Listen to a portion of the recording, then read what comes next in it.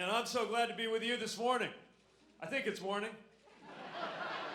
We took a little nap somewhere in between sundown and sunup, and now we are excited to be with you as we enter in the week that will lead to a historic moment on Tuesday night in the New Hampshire primary. With your help.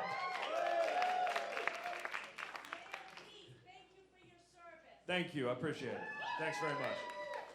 And thanks to everybody here who served. And thanks to everybody here who came into this room knowing just how much is at stake in the decision that is going to be made here in New Hampshire in a week. And if there's one thing I've learned from being on the ground in these early states that have such an important role, such a thumb on the scale and a decisive approach to making sure that that we get on the right track, not only for the nomination, but for the presidency and therefore for the country. It's just how seriously you all take that. And so I'm here not only to thank our supporters in this community and across New Hampshire, but also knowing that some folks are here who are still thinking it through. The same people who were coming to the events over the summer when I was just trying to get known, trying to explain how to say my name.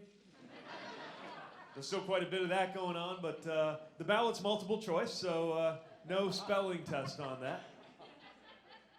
And then starting to say things like, that was a pretty good speech, you're in my top 6 now. And now here we are at decision time. And so I'm here one more time to ask for your vote as we pull into these critical days in the name of the future that we can create together.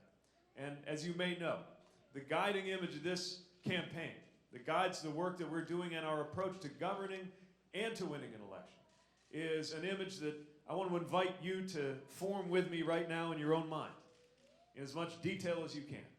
It's how it's going to feel the first time that the sun comes up over New Hampshire and Donald Trump is no longer the president of the United States.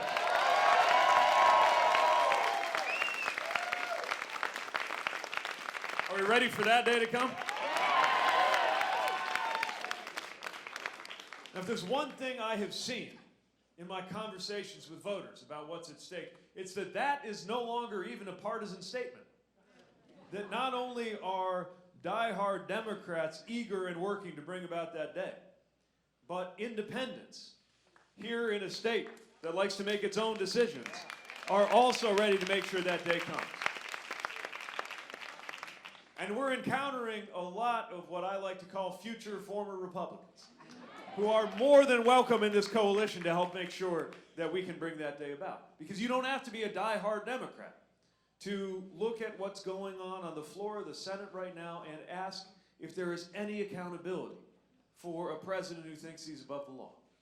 You don't have to be a diehard Democrat to find it hard to look your children in the eye and explain this presidency to them.